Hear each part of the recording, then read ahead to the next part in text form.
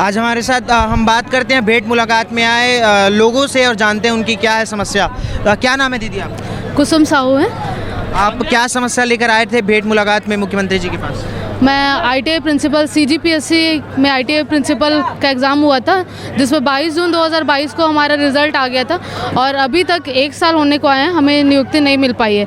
लेकिन अन्य विभागों ने अगस्त सितंबर ऐसे उन लोग की चयन सूची जारी हुई और दिसंबर तक जो है उन लोग को नियुक्ति दे दी गई है। जैसे अन्य विभागों में आदिम जाति कल्याण विभाग है, मंडी उप निरीक्षक है, स्वास्थ्य कल्याण विभाग है, दंत चिकित्सा है, ये सबको जो है नियुक्ति मिल गई है। और इतने मतलब 1 साल होने को आया, हम लोग आर्थिक रूप से तो परेशान है, साथ में बहुत मानसिक परेशानी से जूझ रहे हैं हम लोग और रोज़ मर रहे हैं, ऐसा हो रहा है। और हम लोग को जो है विभाग, मंत्रालय, मंत्री निवास, उच्च शिक्षा मंत्री निवास, उमेश पटेल, इन सब के चक्कर लगाने पड़ रहे हैं। कल मैं दुर्ग भी गई थी भेंट मुलाकात कार्यक्रम में, लेकिन माननीय मुख्यमंत्री जी से बात नहीं हो पाई। लेकिन आज जो उनसे बातचीत हुई तो आरक्षण का मुद्दा यहाँ बनाया जा रहा है, लेकिन मुझे ये आरक्षण नहीं लगता, क्योंकि हम लोग की जो 22 जून 2022 मैंने कहा तो पुलिस वेरिफिकेशन के चक्कर में इतना लेट हुआ। लेकिन पहले की सरकार जो है वो 2 महीने में ज्वाइनिंग दे देती थी, तो हम लोग का ये केस नहीं फंसता।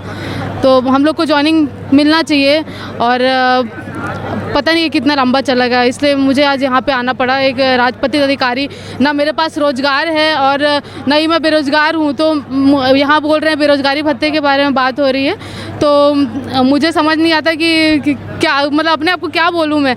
और घर की परेशानी ऐसी है कि पापा है मेरे तो रिटायर हो चुके हैं और 15-16 हज़ार की उनकी पेंशन से ही घर चल रहा है, घर का गुजारा चल रहा है। और पिछले 10 सालों से मेरा स्ट्रगल था ये, और अभी मुझे ये मेरा मतलब जॉब मिला मुझे, तो बहुत ही मतलब मानसिक स्थिति बहुत ही ख़राब है। और अब गवर्नमेंट को इस समस्या पे जो है जल्दी काम करना चाहिए और हमें जल्द से जल्द नियुक्ति देने की कृपा करें। आज मुख्यमंत्री जी से आप बातचीत किए तो क्या आश्वासन मिला उनकी तरफ से इन समस्याओं का? आश्वासन तो कुछ नहीं मिला, बस यही वो बोले कि आरक्षण मुद्दा है, जब तक ये सॉल्व नहीं होता तब तक नियुक्ति नहीं मिलेगी करके।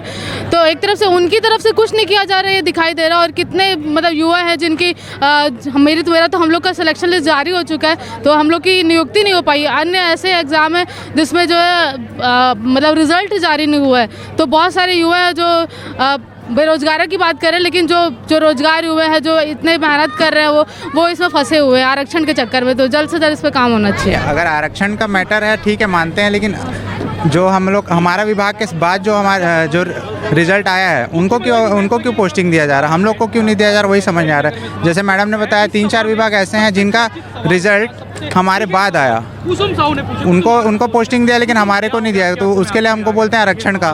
तो ये समझना, तो कुछ लोगों के लिए आरक्षण का नियम लागू हो रहा है, कुछ लोगों के लिए नहीं हो रहा है। ये वही चीज़ का सवाल लेके आए थे, लेकिन वो हम लोग को प्रॉपर हम लोग को जवाब नहीं मिल पाया है। आप इससे पहले और चर्चा किए शिक्षा मंत्री से, आप कहाँ तक गए? हाँ, हम लोग उच्च शिक्षा मंत्री जी से मुलाकात होती रहती है, तो उनका यही कहना था कि अभी वही जो आरक्षण का केस चल रहा है उसके बाद ही देंगे। लेकिन बस वही मेरा ये सवाल है कि बाकी विभाग वाले जब पोस्टिंग दे रहे हैं तो हमको क्यों नहीं दिया जा रहा है? बस सर, स्वामी आत्मानंद वाले लेंगे।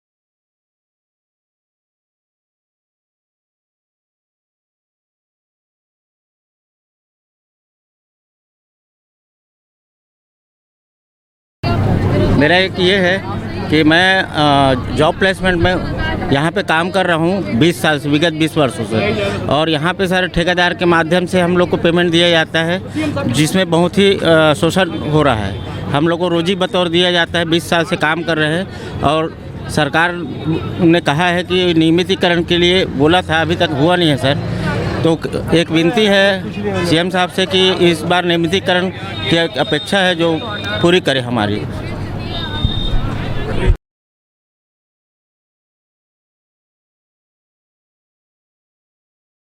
मैंने सर से कहा कि प्रतिनियुक्ति ही क्यों ले रहे हैं, इतने सालों से हम लोग प्राइवेट स्कूल में पढ़ा रहे हैं, उनको भी तो कम से कम मिलनी चाहिए।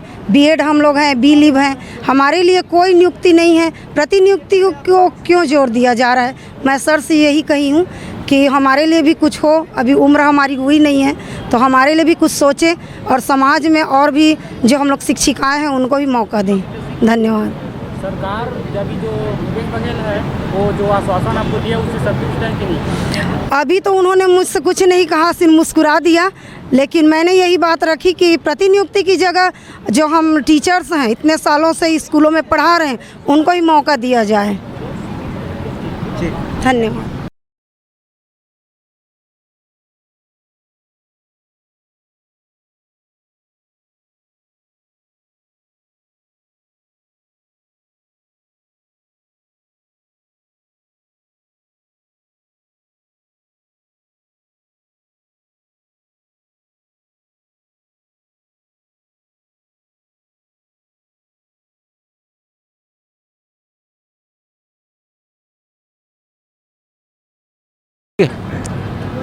जय जोहार, जय छत्तीसगढ़। माननीय मुख्यमंत्री जी के आज वैशाली शांति नगर में भेंट मुलाकात कार्यक्रम रही से जिमेन हमन वैशाली नगर विधानसभा के अंतर्गत बिलाई नगर निगम वार्ड 22 जोन 2 के निवासी हरन। महोदय जी से हमन अपन बात ला रूबरू रखबो की गाय रहन, लेकिन माइक के माध्यम से तो नहीं हो पाई इस बातचीत। कुछ समस्या जो कि बहुत लंबा समय से हम वार्डवासी मन झेलत आत हन। वार्ड 22 कुरुद पुरानी बस्ती में अभी तक बरोबर से सब घर में पट्टा के बटे नहीं है, और संगे संग वहाँ हमर पीछे खड़े लड़का मन राष्ट्रीय स्तर के खिलाड़ी हरे, एकर मन के खेले बर बरोबर खेल के मैदान घलो नहीं है। संगे संग यहाँ बहुत सारा जो छोटे परिवार है, गरीब परिवार है, बीपीएल परिवार बहुत ज़्यादा है। एकर मन लिए निवेदन करबो हम मुख्यमंत्री जी से कि यहाँ आत्मानंद स्कूल के आयोजन करवाया जाए, और संगे संग यहाँ छोटे छोटे गरीब तबके के मन के मन बर मंगल भवन के भी नितांत आवश्यकता है। तो मोर निवेदन रही कि किन्ने माध्यम से हमन आवेदन भी दे हन, कुछ आवेदन आप तक पहुँचे महोदय जी, तो हम यही समझथन कि हमर जो आवेदन आपके भेंट मुलाकात के माध्यम से स्वीकार हो जाही तो निश्चित रूप से आप मन हमर कुरुद वार्ड 22 ला भी अपन स्नेह पात्र समझथो। काबर हमन बहुत ही लंबा समय से उपेक्षा से ग्रसित होके गुजरत आत हन। तो निवेदन रही कि हमारा आवेदन जो भी आप तक पहुँची वो मैं निश्चित रूप से गहराई से ध्यान देते हुए हमारा मांग ला पूरा करूँ। जय जोहार, जय छत्तीसगढ़।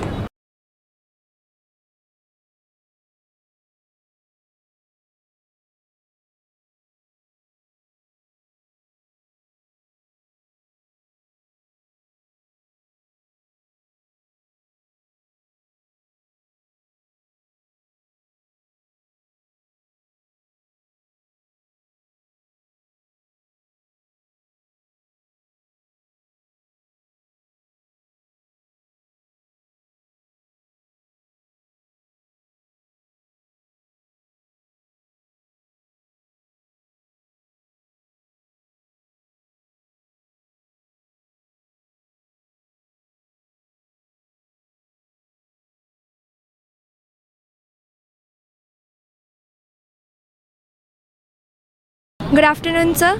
मैं चाहती हूँ हमारे स्कूल में आर्ट्स भी आ जाए, और ऐसा हो भी सकता है कि सीबीएसई हो तो ज़्यादा अच्छा लगेगा कि जो बड़े बड़े कॉम्पिटिशन्स होते हैं उसमें स्टेट बोर्ड जो है वो थोड़ा सा पीछे हो जाता है। तो मैं चाहती हूँ कि सीबीएसई हो, और स्कूल बहुत ही ज़्यादा अच्छा है, हम लोग के लिए कंफर्टेबल है, और बहुत सारे अच्छे अच्छे टीचर्स हैं जो हमको अच्छे से पढ़ा पाते हैं। तो मैं बहुत अच्छा। माय नेम इज़ किरण दिवाकर।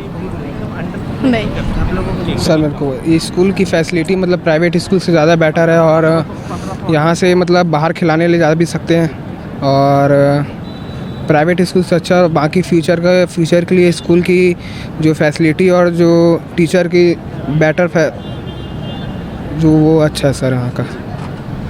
आप बोलेंगे ज़्यादा इम्पैक्ट पड़ेगा। मैं खमरिया स्कूल में पीटीआई के पद में हूँ।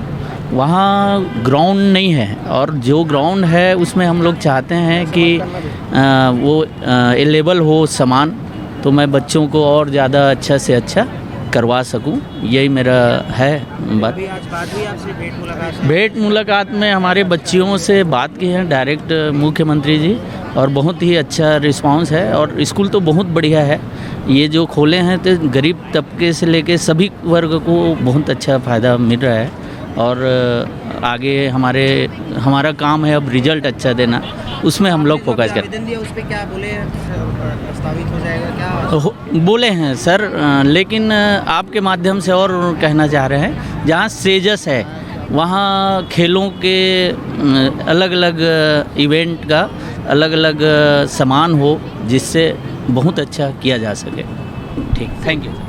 और खेल में मैं भी गई थी सर, स्पोर्ट्स में जो स्टेट लेवल का sages inter school sages competition हुआ था, उसमें हम लोग भी कबड्डी और जो डांस कंपटीशन हुआ था उसमें मैं खुद गई थी। तो सारे एक्टिविटीज़ में सेजस बहुत आगे है। मैं चाहती हूँ कि और आगे सेजस ओपन हो। Sir, I firstly thank you to our CM sir for opening all over the Sages Khamaria in Sages in Chhattisgarh, and all kind of facilities are there such as practical laboratories, libraries, smart rooms and computer rooms. We perform practical every day by ourselves under the supervision of our teachers, and I would like to suggest all the parents to send their daughter and son to get higher education in Sages free of cost in English medium, and I want to thank again to our CM sir.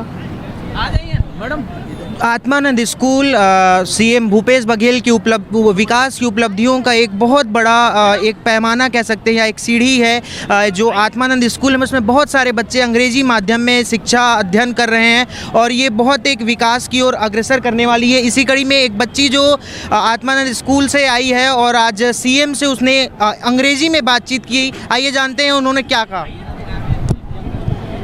हाँ, तो मैंने ये कि स्वामी आत्मानंद से हम बच्चों को बहुत ज़्यादा ही कह सकते लाभ हुआ, क्योंकि सब प्राइवेट कोरोना के टाइम में प्राइवेट स्कूल में उतनी ही फ़ीस ली जा रही थी, सभी इंस्टॉलमेंट की फ़ीस ली जा रही थी, जबकि पढ़ाई बिल्कुल नहीं हो रही थी। लेकिन स्वामी आत्मानंद इंग्लिश मीडियम खुलने से हमें वही पढ़ाई, वही इंग्लिश मीडियम, वही टीचर्स मिले जो हमारे लिए बहुत बेनिफिशियल रहा। और अपनी बात सर के सामने रखने का अनुभव मेरा बहुत ज़्यादा, मुझे बहुत अच्छा भी लगा। और मैं चाहती हूँ कि ऐसे और भी स्वामी आत्मानंद स्कूल खुले और वो उन बच्चों के लिए ज़्यादा लाभदायक हो जो गरीबी के कारण वो उतनी अच्छी शिक्षा नहीं पा सकते। तो उनके लिए ये मैं चाहती हूँ ये स्वामी आत्मानंद स्कूल का जो खुलना है, सर का जो ये कॉन्सेप्ट है, ये सभी बच्चे इसका लाभ उठाएं।